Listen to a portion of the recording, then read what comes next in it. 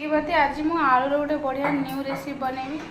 तो सीझा आलू अल्प किसी नहीं जाइए तो तापर ये सब मसला को सब रेडी कर नहीं।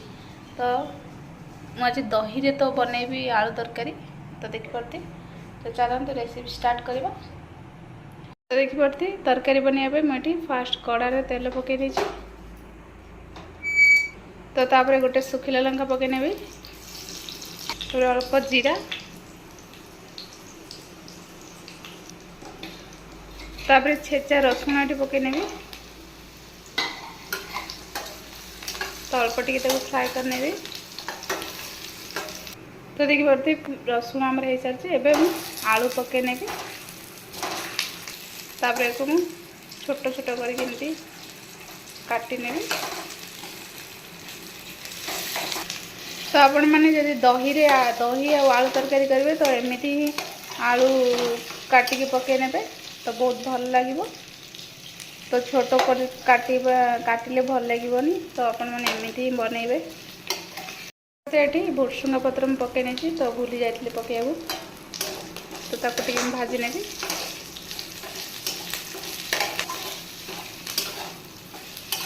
तापर कसूरी मेथी अल्प पकई देवी। देखो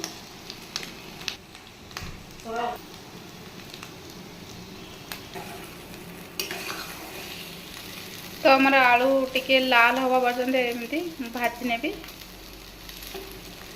देखिपे आलू आमर भाजी हो सारी एवं मु जीरा और गोलमरिच गुंड पकई नेबी। तो आपण मैंने निश्चित पकईबे तो बहुत बढ़िया टेस्ट लगे, बहुत बढ़िया लगे खाइबा को। देखो आ किसी समय भाजी नेबी। तो अल्प टिके पानी पकई नेबी। तो देखिपे पानी पकई सारा पर एबे दही पकई नेबी।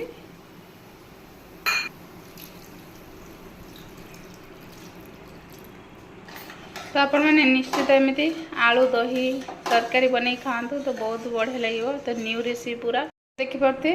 तो दही पकई सारा पर मुझे 5 मिनट दही और आलू को फुटे नेबी। तो एमती गोले गोले फुटेबे ना दहीटा आमर फाटीज। तो 5 मिनट फुटे ना तरकारीटा को।